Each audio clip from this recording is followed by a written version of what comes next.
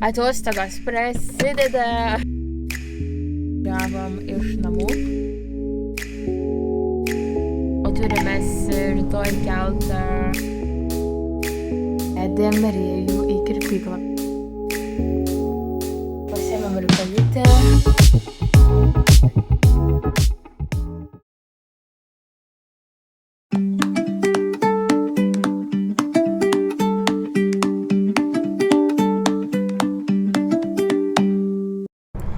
Tai labas rytas. Labas. Koks rėjus ilgas liežuvis. Tai jau yra antradienis ir važiuojam pas tėvus. Tai atsikėlėm gan anksti. Aš prastai labai miegojau, nes kai labai išsimušus iš ritmo jau kiek čia kokias 2-3 dienas, ne? Jo. Tai žiauriai kažkaip sunku su miegu. Tai aš atsikėliau 4 valandą ryto. Nuėjau miegot buvo gal po 11. Tai va, 5 valandas pamiegojau. Nu, bet kažkaip nieko. Va, žiaurys. Rėjus nerimsta. Švelnutis Rėjus. Man taip keista, kad tas kalis toks švelnus. Toks fainas. Dar kvepia. Nu, man kad prikvėpina, tai nežinau, gal čia koks kvėpinantis šampūnas ar dar kokią priemonę. Nelabai man patinka tie kvapai, bet šiaip jau išsigaravo gerokai, negu kad buvo kaip vakar. Oras geras, lyja. Puikus oras. Labai. Ne, jau kur tau, nežinau, lyginant, kas buvo jau vakar, kai visą dieną pylė, o šiandien tai čia 2 lašai realiai. Ir pirmas dalykas, kokį padarysim darbą Panevėžy, tai paliksim Rėjų pas mano tėvus ir važiuosim į odontologijos kliniką ir važiuosim pas geriausią odontologę, tai pamatysit.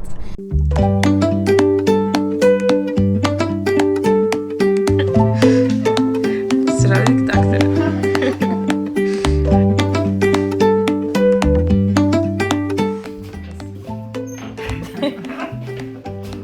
Tai gal atpažįstat iš sesės vlogo. Tai va mano sesė. Tai va aš klientas jo. Sakė viskas gerai, nėra ką tvarkyti. Neįdomu.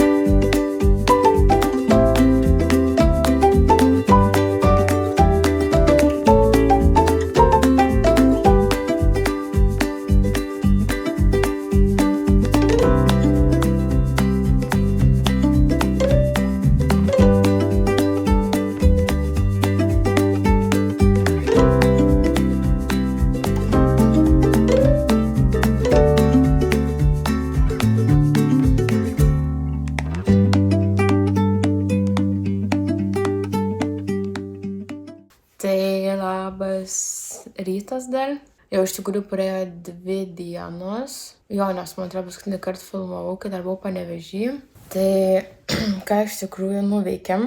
Tai Panevėžy iš tikrųjų nuėjom pas mano sesę pasižiūrėti, pasitvarkyti dantų. Man, kaip sakiau, nelabai ką rado, bet Edgarą biškį jo patvarkė. O sekančią dieną, man turėjo rauti 2 protinius dantis ir kaip tik, kadangi sekančią dieną buvo atvažiavęs chirurgas, tai man išrovė 2 dantis, bet iš tikrųjų kaip greitai, nes realiai su nuskausminimu ir surovimu buvo 5 minutės, lygiai 5 minutės, abiem dantim, vienas viršuj buvo, kitas apačioj. Tai žodžiu, man buvo žiauriai keista, kiek greitai įmanoma taip susitvarkyti. Aš sakau, atsimenu, anksčiau dar, gal kiti ir vaistai būdavo, aš nežinau.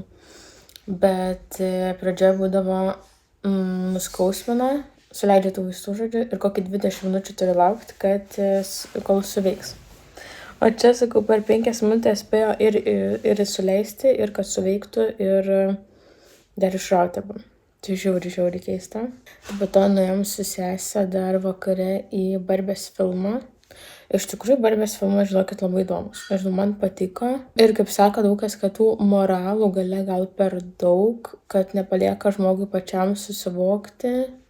Bet nežinau, man kažkaip tiko ir patiko, tų moralų kažkur nebuvo per daug. Ir nežinau, tikrai fainas filmas buvo. Tai kažkaip nesitikėjau kažko, bet tikrai fainas filmas. Ir kas dar? Jo, ir paskui vakar grįžom jau, ne vakar, užvakar, tada šiandien jau 5. beje. Tai užvakar jau grįžom namo vakare. Dar atkrovėmės biškį daiktų susidėt, susirašiuot ir vakar iš ryto Reik vežėm į veterinariją, jam valyt dantų irgi, akmenų šitų. Ir sakė iš tikrųjų, ir dar padarė kraujo tyrimą. Tai kraujo tyrimas geras, viskas normai, šiek tiek pakilė, sakė, šitas kepenų biškį rodikliai, bet jie ant tiek nežymiai, kad net nekreipia dėmesio juos.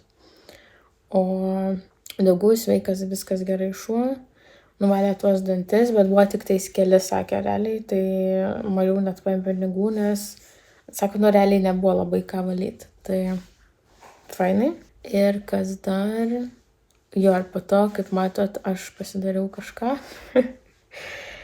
Tai atrodo dabar iš tikrųjų baisiai. Tai lūpos iš tikrųjų didžiulės. Ačiū Dievui, kad nėra mėlynių, nes kažkaip pavyko apsisukti be mėlynių, nes mano bendradarbė viena darėsi hialurono injekciją į lūpas, tai pas ją lūpas buvo mėlynos tiesiog iš šonų ir atrodė žiauriai kaip primšta. O aš pabandžiau pirmą kartą, dabar ištinė ir sakė, bus jau patinė kelias dienas taip nemažai. Tai dėl to iš tikrųjų žiauriai keistai atrodo ir nėra gražu, bet po 2 savaičių susileis ir bus viskas gerai. Tada jau bus kaip normaliai. Tai ką iš tikrųjų noriu iš viso apie tokius dalykus papasakot, aš visą laiką realiai buvau prieš, labai kategoriškai prieš tokius visokias injekcijas ir panašiai. Ką ne prieš galbūt, tai šitas botulino injekcijas galvoju, jeigu, su amžium, kaip pasakyti, kad užkirst kelią tom raukšlim, tai anksčiau gal pradėjus ir kad, nežinau, kažkaip atrodo, gal gan dar jaunas esi, tai viskas normaliai, bet kaip pagalvoju ateityje, nesinori senti ir dėl to kažkaip pagalvoju, kad gal ta prevencija nėra taip blogai, nes dažnai su raukšlėm būna jau per vėlų ir tada jau tas botulinas, jeigu nėra leidžiamas laiku, tai vėliau būna per vėlų ir ten jau reikia tada vos net tuos tempimus daryti, ar ten jau rimtesnės operacijos. Tai šitą dar negalvojam nieko.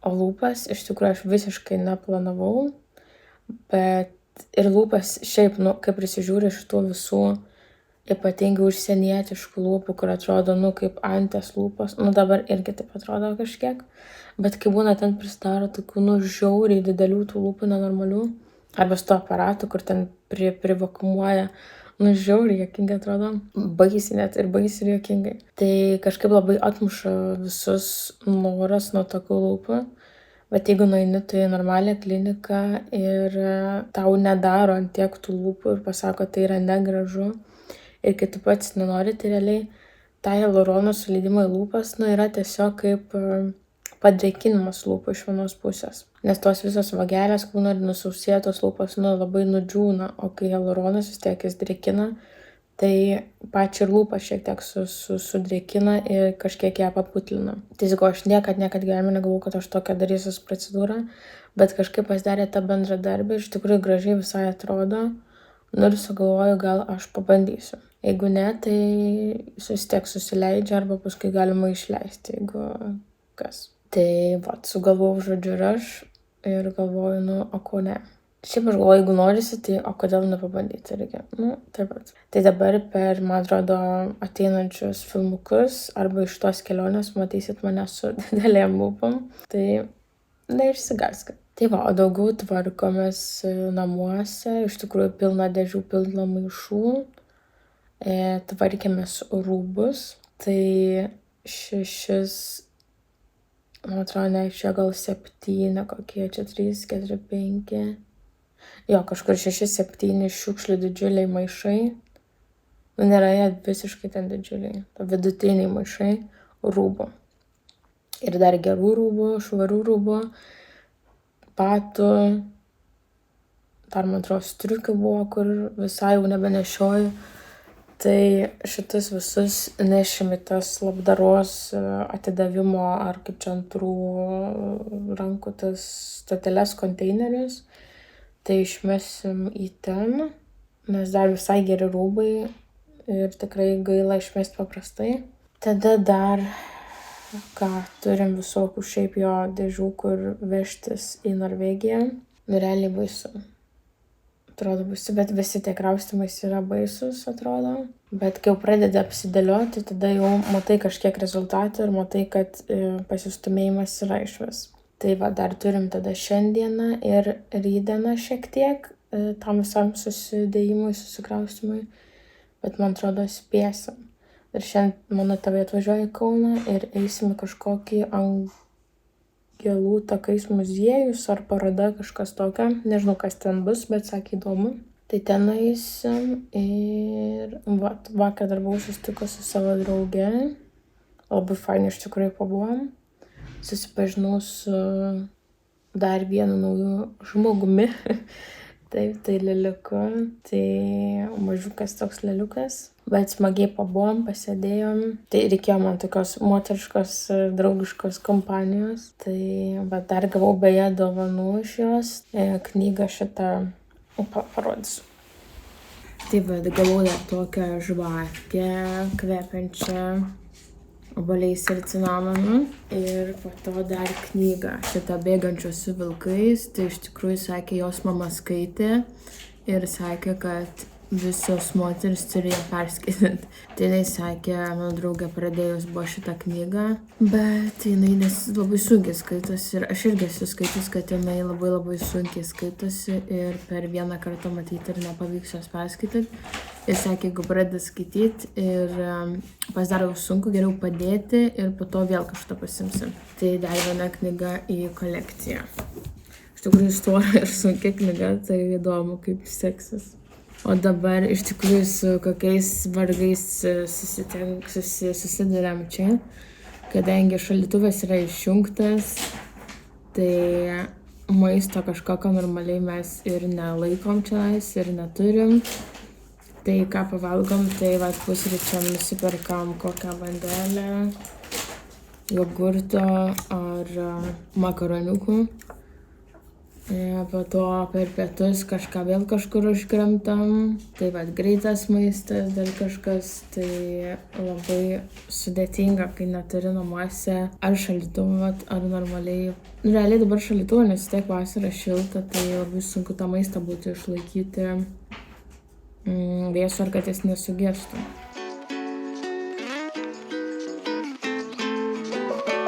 Tai 3D akiniais. Turėsiu dokumentą. Tai ką, jau kaip ir baigiam dėtis pakuotės. Tai dabar tokia antis. Ir labai įdomu.